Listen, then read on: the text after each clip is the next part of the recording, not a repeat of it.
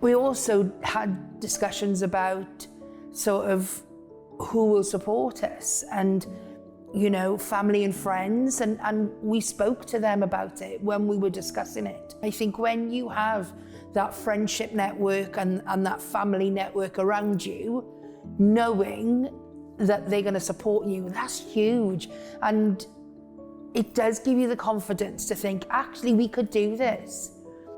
We went to our family and friends, and it was lovely because we thought there would have been some resistance to, you know, you've gone from being a couple to being a large family.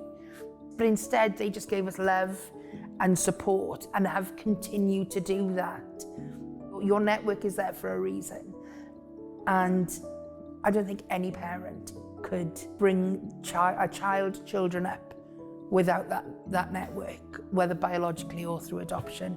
These are all conversations that we had as a husband and wife, but also you have your social worker through the process. You can have those conversations, have those open and honest discussions between you and your partner or you and your family with your social worker. Those questions will be answered for you.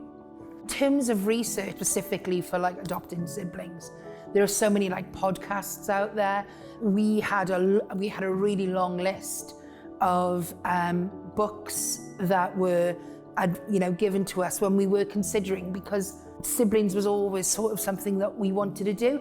If you ask your social worker or your adoption team, they have those specific books.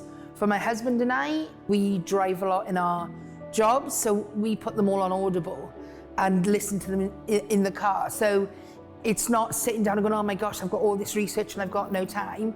It was just on the commute. And then we would listen to 2 different ones, then discuss. These podcasts are really honest. These books are really honest. You hear the highs and the lows.